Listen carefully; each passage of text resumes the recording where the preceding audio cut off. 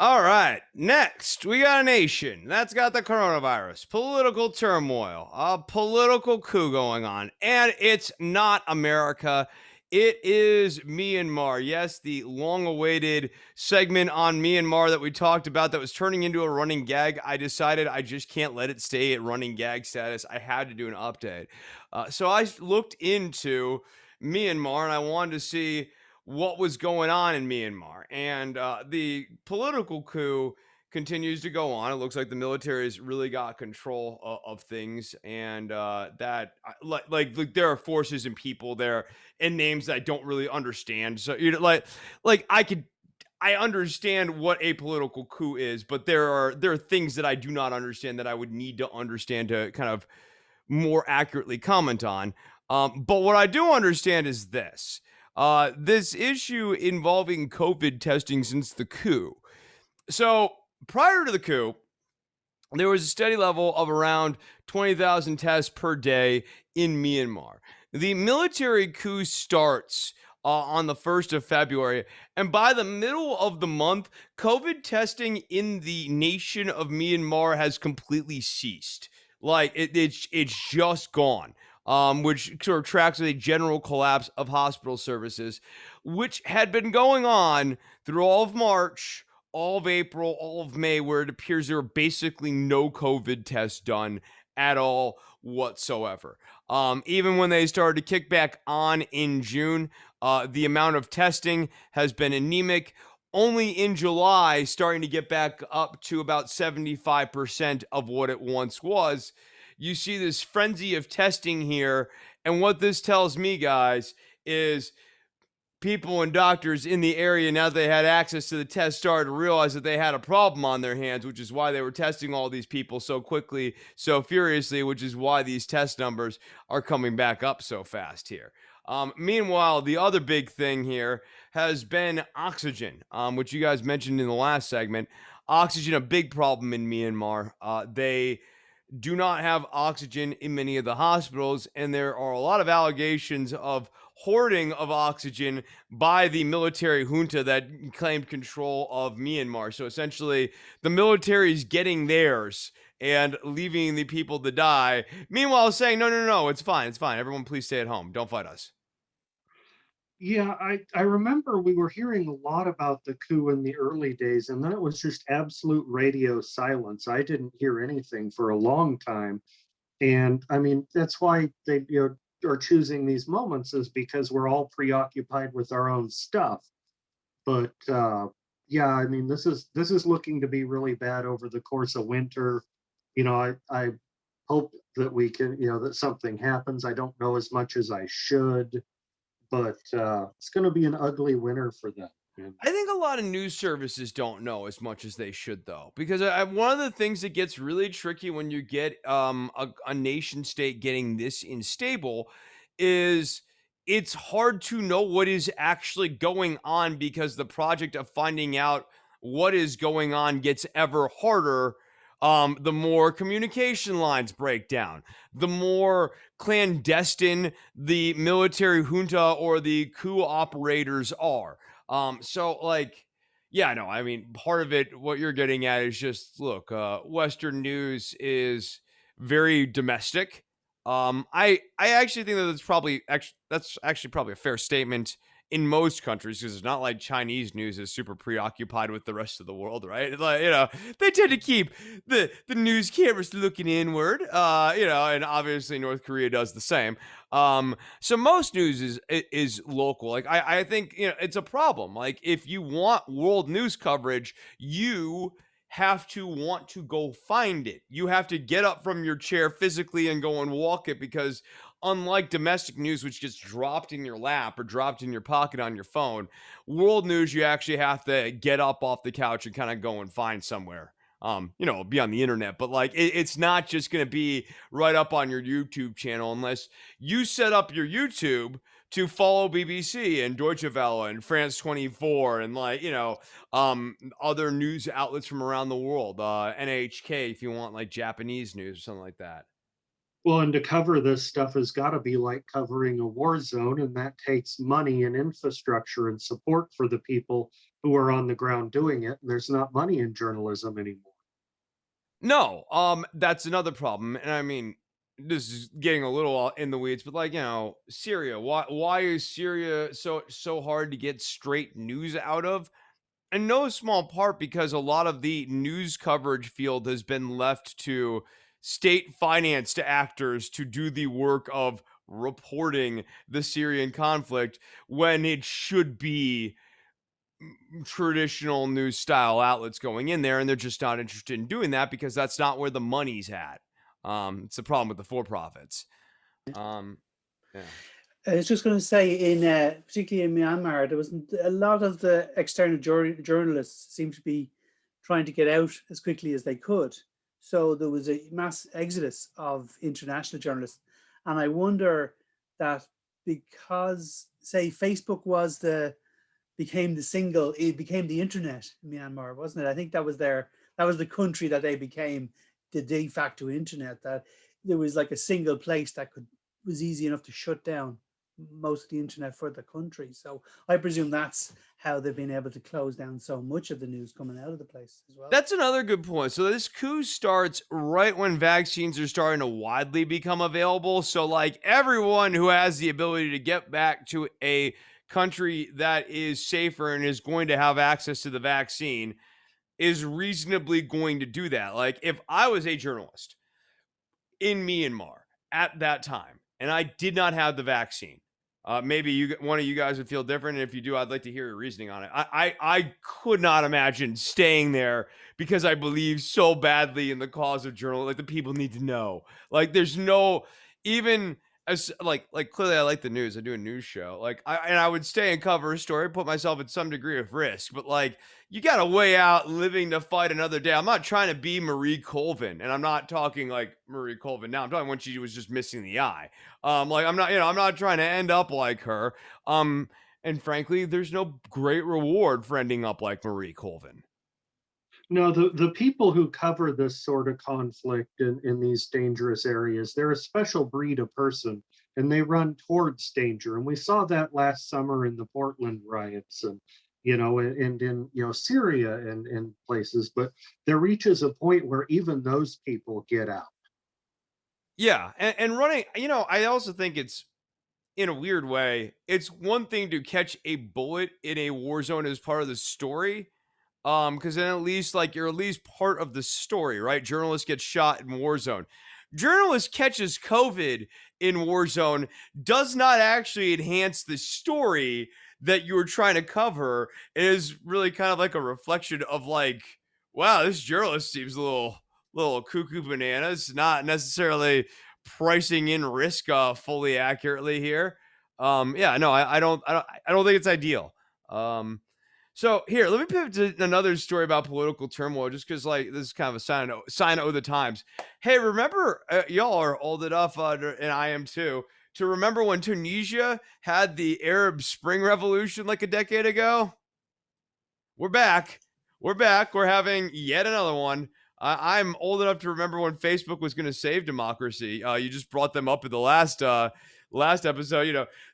There's a different planet where Facebook stands up to the Myanmar junta and actually provides the internet for all of the revolutionaries in Myanmar to try to take back their government from the military. But instead, Facebook and the Zuccubus have decided to side with the military junta.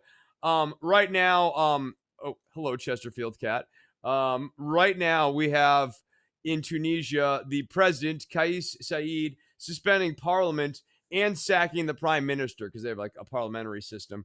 And he said he did it to save the state, but this follows widespread frustration at the coronavirus's pandemic and also the fact that the country is in an economic depression right now. I don't have a lot to talk about because like right now we are at the president has suspended parliament level. So like, will there be a military response? Where's the military going to shake out? Who are they going to side with? These are all open questions. But it's just another sign of the times of political instability. And not for nothing, I think we are starting to see a formula for what what would be the precondition for like real political instability in certain countries. And it would be real deep economic depression, not like even the recession the United States went through last year, not even like the eviction crisis that might actually finally happen. Um, it would have to be an order of magnitude greater than what we're probably going to have here in the United States. But it's starting to look like there are a number of countries that are actually on the cusp of that. And this Delta variant could very feasibly push a number of countries into revolution here in the next 12 to 18 months or some sort of political turmoil. Mhm. Yeah, I was listening to something somewhere else, and it was about a little bit about Tunisia, but also about Egypt and about the money coming in from UAE. You know, it being in the news at the moment as well, uh, in order to try and push their because there's instability there. They're then pushing money into the people that they want. So, for example, the UAE were behind Sisi, and helped him in terms of his coup and that. So you wonder about is a lot of these other actors where the United States is taking more of a back seat. You now have all these other regional powers throwing money at these various sides, you know, just to see if they can create another foothold, another place of strength across North Africa, And I think once you start seeing like the United Arab Emirates throwing money at Sisi's regime, that is a sign that Sisi's regime is on the ropes a little bit. He has got the pockets out right now, and he's like, "Hey, I am selling shares because I need to raise some money." So that's interesting. You could absolutely I don't I never thought like Sisi was gonna be the next Mubarak and hold on to Egyptian power for 30 plus years.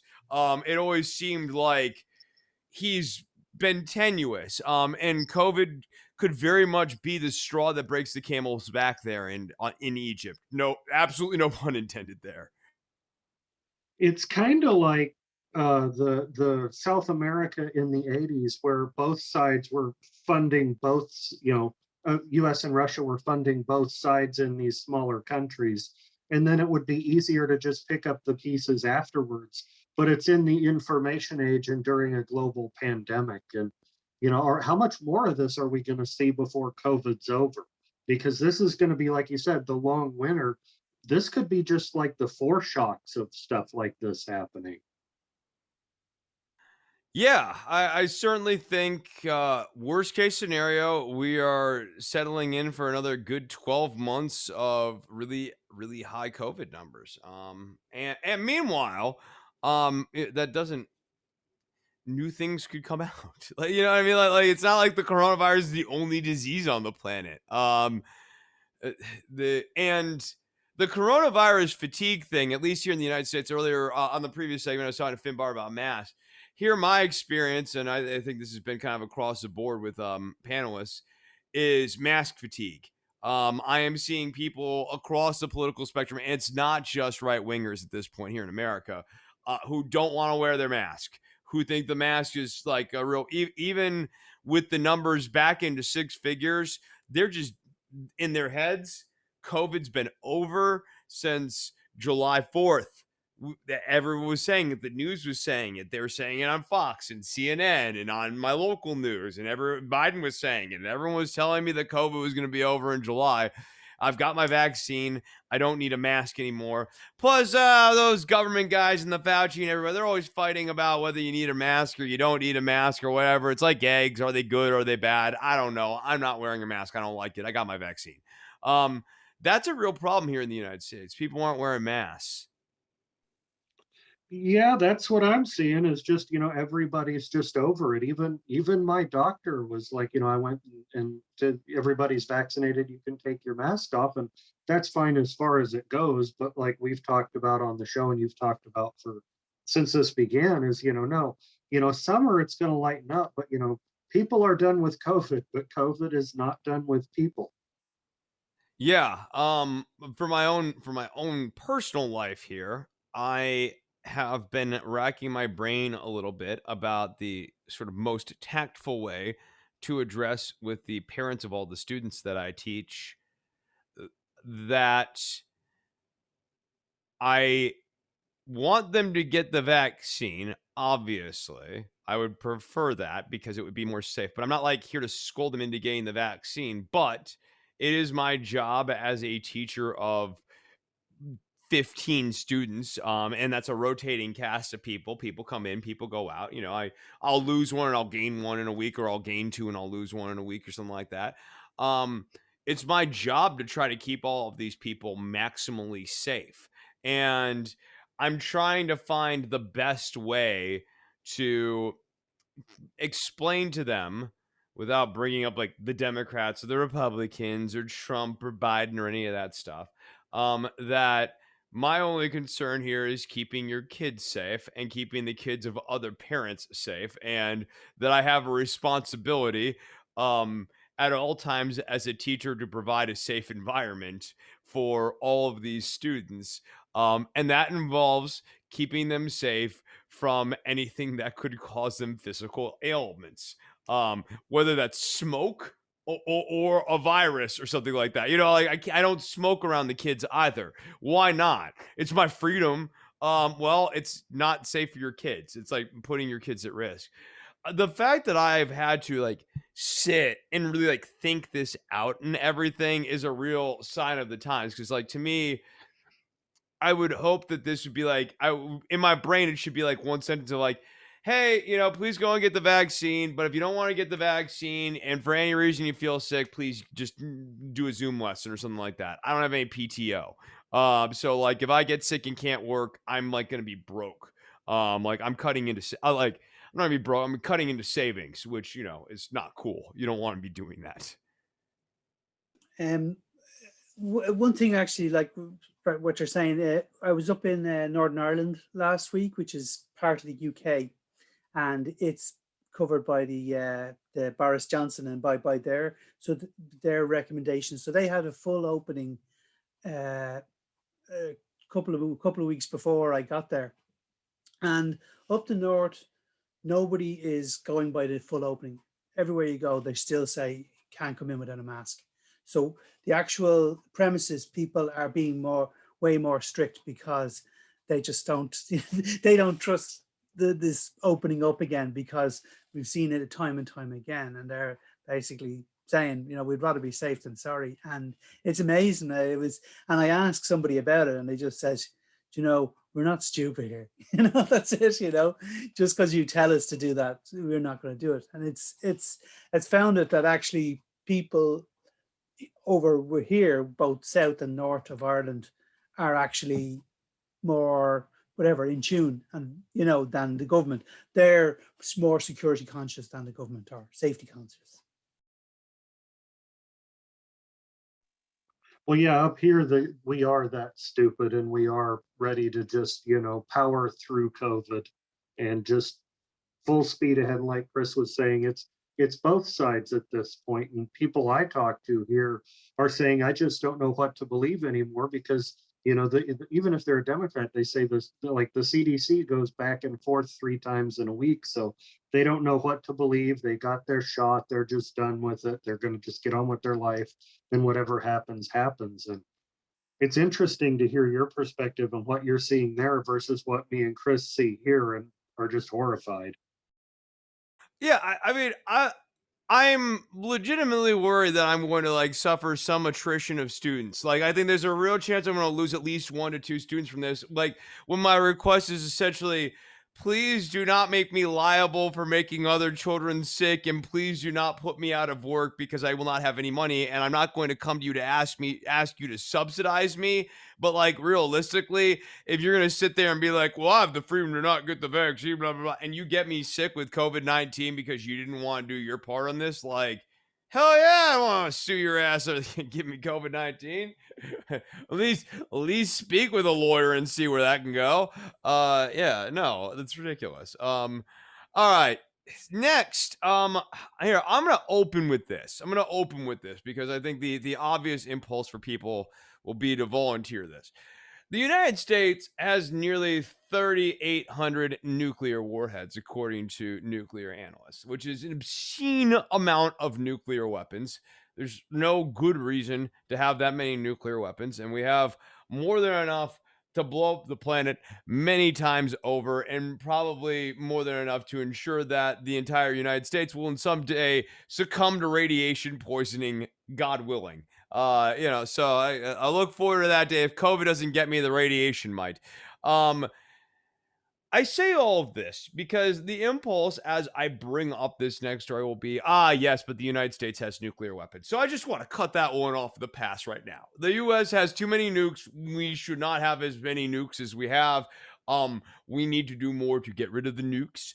In order to encourage people to not pursue nuclear weapons, we need to have fewer nuclear weapons. It's insane that we hand wring about Iran when we have nearly 4,000 nuclear weapons. It's insane how much we hand wring about North Korea when we have 3,800 nuclear weapons. The odds just sort of say we're more likely to have a nuclear error.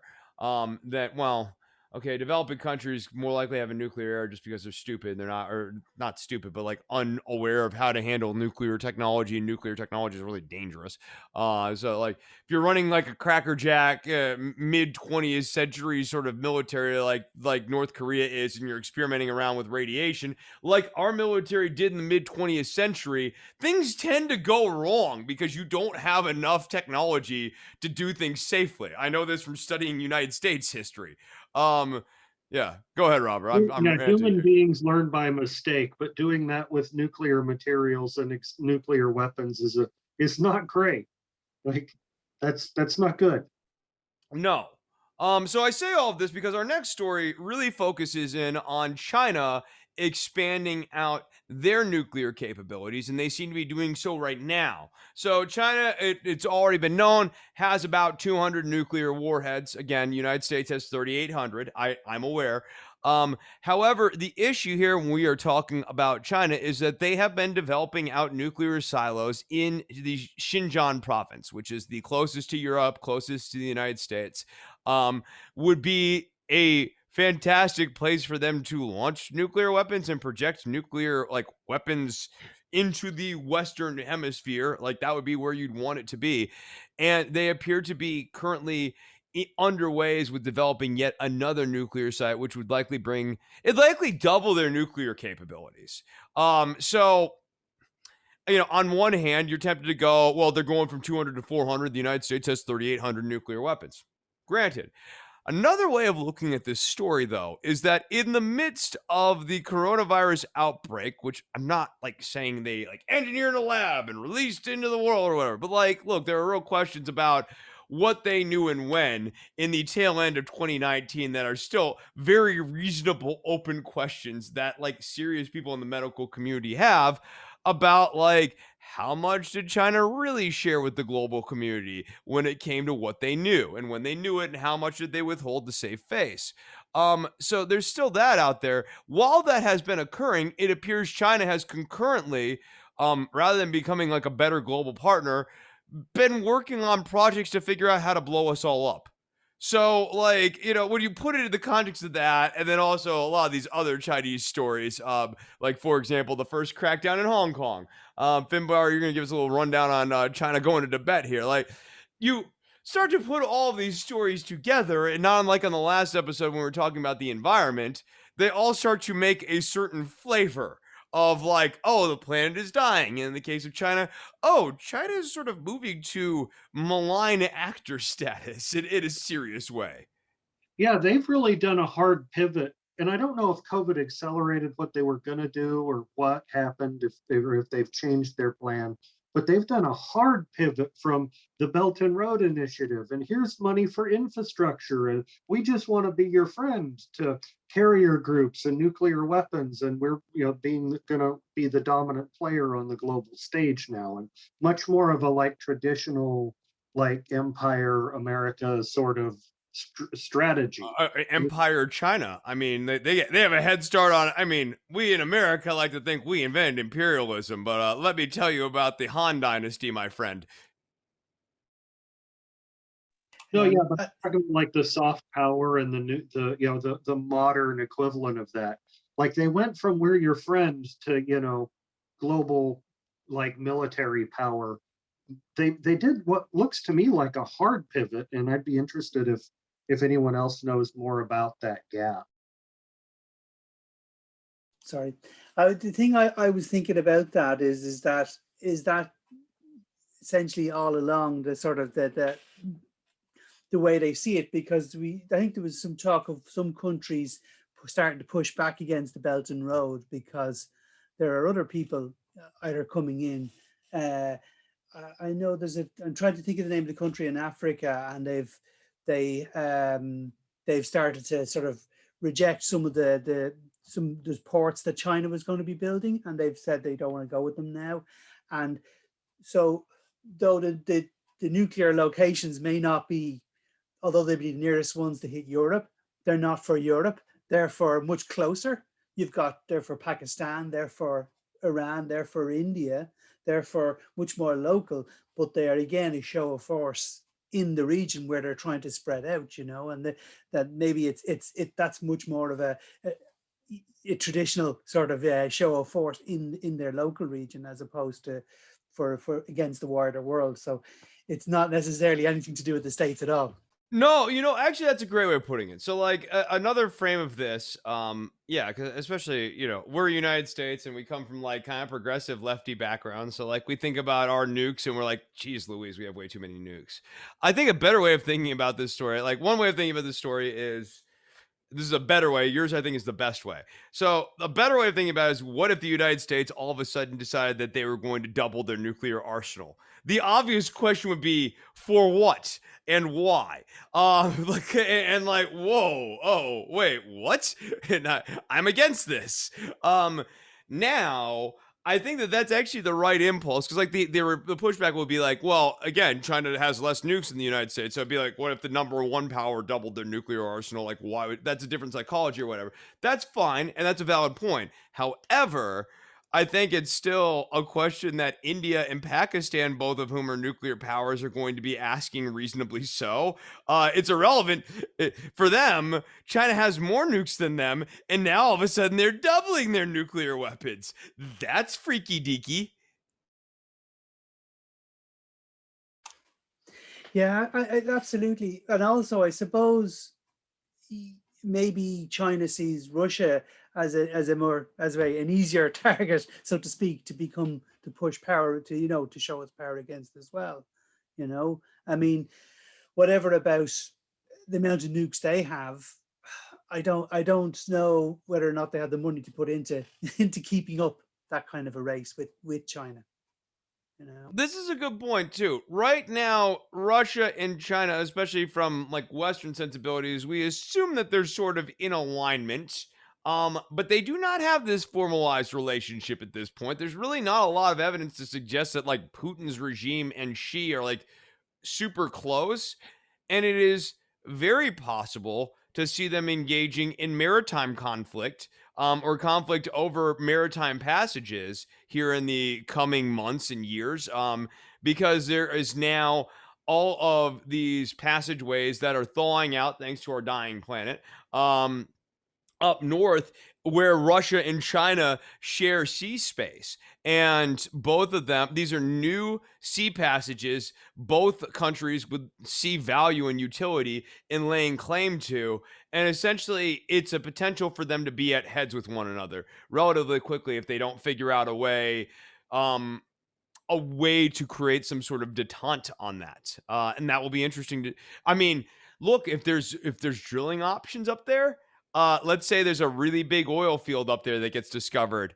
You might go, well, China and Russia will talk it out for a while. They have they have shared enemies and that sort of thing. Perhaps, but when there's a large natural resource and it's smack dab in the middle of their borders, I think whatever niceties they had formed will go the wayside in favor of traditional nationalism, muscular one-statism. And that means fighting.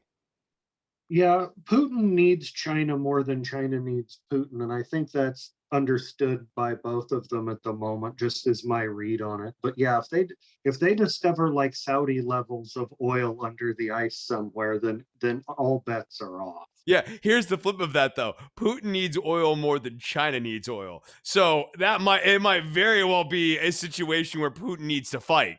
No, I mean the Russians very well could find themselves with their back against the wall where like this is not optional. They cannot just punt on this. They have to actually like fight for it. I don't want them to drill this hypothetical oil field, period, right? Like, but like that's not going to be the way it'll play out if there is this oil field there.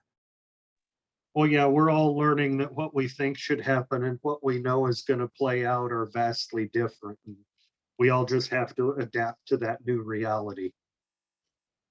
Okay, so that's a perfect pivot real quickly to a domestic story here before we move on to the next segment here. And that is the eviction moratorium. So what should happen? What should happen is relatively simple here. The Biden administration should extend this eviction moratorium and whether the court challenge that they will face and most likely lose. If I am being 100% honest in my analysis, based off of really kind of understanding the facts of the story, it's very clear that this 6-3 Supreme Court majority is going to strike down this eviction moratorium when it gets challenged up to the courts, whether it is passed by Congress or whether it is extended by Joe Biden. I know Brett Kavanaugh said that it would explicitly need to be extended by Congress. This is Brett Kavanaugh. Brett Kavanaugh could change his mind in a heartbeat, and just because he wrote something in an opinion, in a majority opinion, doesn't necessarily mean that he needs to uphold it because he believes in stare decisis. This is a Supreme Court that is going after Roe versus Wade right now. So like stare decisis does not mean to this originalist court what it means to liberals. So Biden should have just said, let's have the fight with the Supreme Court. And then if and when it is shown that the Supreme Court is going to strike this down, that would actually serve as a useful reason to expand out the Supreme Court because they're doing things like striking down eviction moratoriums and stuff. And like, do you guys really want this? Like, do you, the American people, really want this to keep happening? That didn't happen though. And what was really interesting about this is that the Biden administration, beyond not doing that, and this is where, like, look, sometimes there are bitches of the day on like complaints of the day on Twitter, and I like kind of roll my eyes at them because it's just like, I don't know, some people have just a gimmick of hating certain people online. This one's not that. This is so squarely at Biden's doorstep because he didn't even tell Congress he was not going to do this. So Pelosi and the rest of Congress are caught flat-footed with this. Do they get it done in time? No, they do not. But they also do not get nearly as much time as they should have gotten because Biden didn't even do the handoff in a timely manner here. Now, that being said, Pelosi, Hoyer, and Clyburn issue a gobbledygooky statement here to try to find a way to lay this at the doorstep of Republicans. I kind of feel for them. Like as I better understood the story, I get it now. They can't come out and say this is so obviously Joe Biden's fault. So they needed to find a way to make this about the Republicans. And like it sort of is. Obviously, the Republicans are never going to vote for this, but like, this is not what's going on here. They said, we're proud and pleased that overwhelmingly House Democrats have understood the hardship caused by rental evictions and supporting extending the eviction moratorium until October 18th. Unfortunately, not a Republican would support this measure. This evening on the floor, our majority leader, I want to mention that it doesn't matter if a Republican supports your votes if you're the majority. The majority leader, Steny Hoyer, asked for unanimous consent to bring up the legislation. It was objected to and blocked. And rather than Pelosi coming up with some master parliamentary tactic, they just did nothing, and the eviction moratorium is set to expire today as we're taping this on Saturday here. So it's just disappointing, but not necessarily surprising here. This continues to be the motif of like Biden. The critique that I think is the most salient with Biden, which is that he does nothing when something is called for. It's not that he is doing harm, but he is taking this very Hippocratic sort of presidential approach of first do no harm. But sometimes in his first do no harm approach, he sometimes first does nothing. Well, yeah, this is where it's hard not to see it as the Dems are not a serious opposition party, because if they were a serious opposition party, they would force this through with everything they had. And if they failed to get legislation through, or if they were struck down at the courts, they would then pivot to this eviction crisis. This is why we need to win elections in the midterm. This is why we need to be appointing judges.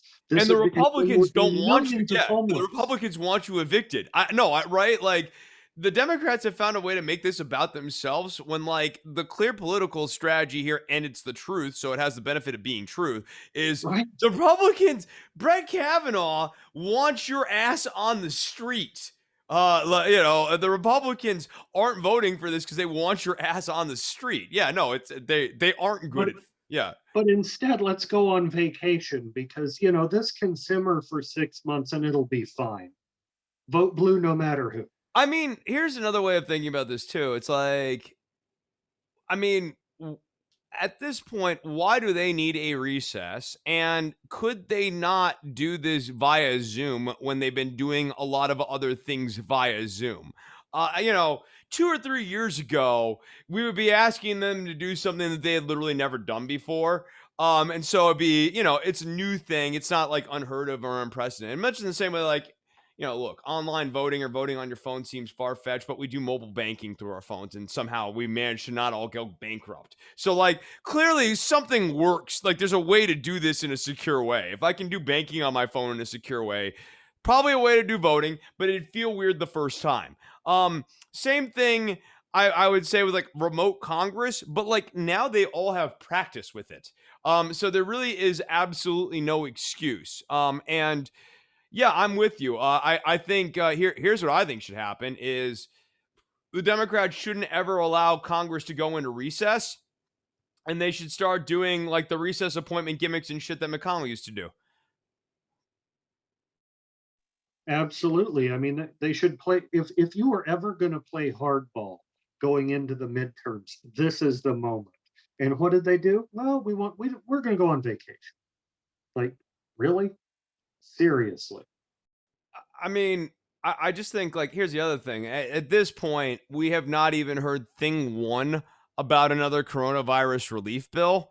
And it's so obvious that additional spending around COVID-19 is going to be necessary coming through the winter here.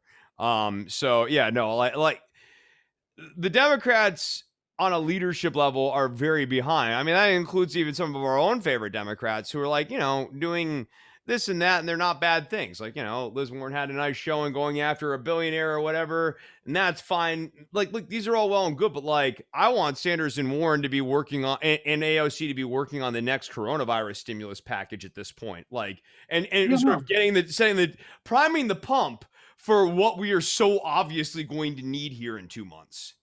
Yeah, what a huge missed opportunity it is to not be already getting ahead of this. Look at the governor of Florida and Texas. I'd be sending the squad and Sanders and Warren into these places saying, listen, it's going to get bad this winter. We're going to have your back. I know you're on the other party. I don't care who you vote for. You're an American, and we're going to help you through this. Then what do the midterms look like?